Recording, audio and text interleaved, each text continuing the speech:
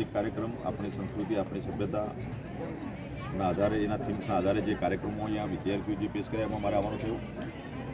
સવિશેષમાં આપણા સન્માનીય લોકપ્રિય આપણા સાંસદ મનસુખ વસાવા સાહેબ, આપણા વિનોદભાઈ એમના ટ્રસ્ટી મંડળ અને પૂરી ટીમ 120 જેટલો સ્ટાફ છે, 1100 જેટલા વિદ્યાર્થીઓ અહીંયા અભ્યાસ કરી રહ્યા છે. સાચા અર્થમાં વ્યક્તિ નિર્માણ, પરિવાર નિર્માણ, સમાજ નિર્માણ અને રાષ્ટ્ર નિર્માણનું કામ પણ થઈ રહ્યું છે. સાથે સાથે નર્સિંગની જે દીકરીઓ JNM, NM અને BSc નર્સિંગની જે વિદ્યાર્થીઓ અહીંયા એડમિશન લીધું છે એમને પણ આજે અમે શુભેચ્છા પાઠવી છે, એમને પણ પ્રતિજ્ઞા લીધી છે.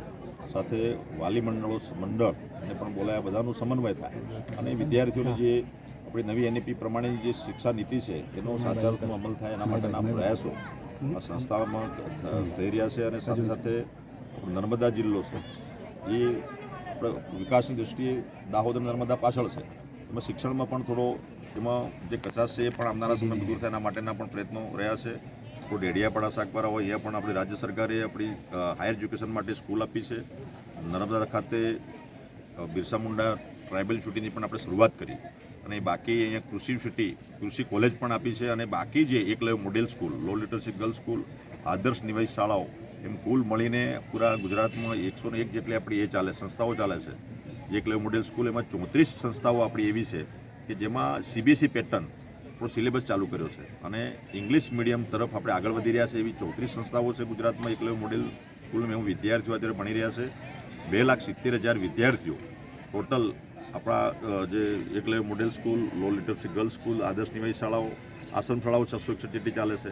એ તમામને મળીને આ જે વિદ્યાર્થીઓ શિક્ષણ મેળવીને આગળ વધી રહ્યા છે. અને આ 2008 પછી આ સવિશેષ સુવિધા આપણા દેશના પ્રધાનમંત્રી નરેન્દ્રભાઈ મોદી સાહેબે એની શરૂઆત કરી. અને આપણે બધાને તો ધ્યાન પડશે કે આપણા નરેન્દ્રભાઈ મોદી સાહેબે કન્યા કેળવણી મહોત્સવની શરૂઆત જે કરી હતી એ આપણા ડેડિયાપાડાથી શરૂઆત કરી હતી. 3 દિવસ અહીં રોકાઈને આપણા બાળકોને, આદિવાસી સમાજના બાળકો આગળ વધે, દીકરા દીકરીઓ નામાંકન થાય, 100% આગળ વધે એના માટેના પ્રયાસો કર્યા. અને એનું પરિણામ આજે જોવા મળી રહ્યું છે કે આજે આ 20 વર્ષના સમય પછી દરેક બાળકો આગળ વધીને અમારી જે નોકરીની જે સીટો છે અનામતની, એ પછી કોઈ પણ ફિલ્ડની હોય, કોઈ પણ વિભાગની હોય, એ તમામ વિદ્યાર્થીઓ પરીક્ષા આપીને આગળ વધે છે. એમાં જે સ્કિલ છે, સ્કિલ બેઝ એજ્યુકેશન આપીને આપણા વિદ્યાર્થીઓ આગળ વધી રહ્યા છે. એટલે આનંદની બાબત એ છે કે અત્યારે મેડિકલની સીટો પણ તમામ ભરાય છે. અને કોઈ પણ ગામ એવું ના હોય ગુજરાતનું કે ત્યાંથી 1-2 ડૉક્ટર આ છેલ્લા 15 વર્ષના સમયગાળામાં ના બન્યા હોય કે મેડિકલમાં એ ગયા ના હોય. એ ઐતિહાસિક કામ થયું છે. એટલે મોદી સાહેબનો જેટલો આભાર માનીએ એટલો ઓછો છે. આશ્રમ શાળાઓમાં શિક્ષકોની ભરતી નહીં થતી, આપની પાસે લિસ્ટ હોત મને આપજો. આશ્રમ શાળાઓમાં 848 શિક્ષકોની ભરતી અત્યારે દિવાળીની આજુબાજુ અમે કરી દીધી છે. એટલે આપની પાસે કોઈ માહિતી હોય તમને બાકી આશ્રમ શાળામાં થઈ ગઈ. બીજ શૈક્ષણિક સ્ટાફનો જે પ્રશ્ન છે એનો ઉકેલ સુચારુ રીતે મળીને અમે લાવીશું. સર, હવે જે અલગતાવાદની વાત કરીએ, કોના પર ઇશારો તો દેશમાં એવા કેટલાય લોકો છે જે દેશની જે પ્રગતિ છે, દેશ વિશ્વગુરુ તરફ આગળ વધી રહ્યો છે.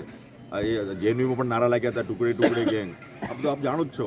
એવા જે દેશ વિરોધી જે તાકાતો છે, મોદી સાહેબ વિરોધી છે, વિકાસ વિરોધી છે, રાષ્ટ્ર વિરોધી જે તત્વો છે, એમાં તમામ દેશમાં અને પ્રદેશમાં એવા તત્વો છે એ આ કામ કરી રહ્યા છે. પણ જનતા અને એ પછી SC સમાજ હોય, ST સમાજ હોય, કોઈ પણ એવા બધા આવા લોકોને ઓળખી ગઈ છે. એટલે એ એવા લોકોનું જે એમની જે મેલી જે મુરાદ છે ક્યારે સક્સેસ જશે નહીં.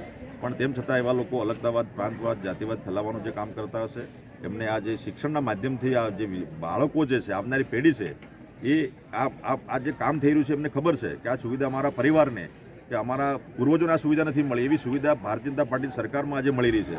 અત્યારે આ જે ધોરણ 10 અને 12માં જે વિદ્યાર્થીઓ અભ્યાસ કરે છે એને તો સૂટ અને બૂટ પહેરાવવાનું કામ અમે કરીએ છીએ. સૂટ અને બૂટ એમને આપીએ છીએ, ગરમ સ્વેટરના કપડાં આપીએ છીએ.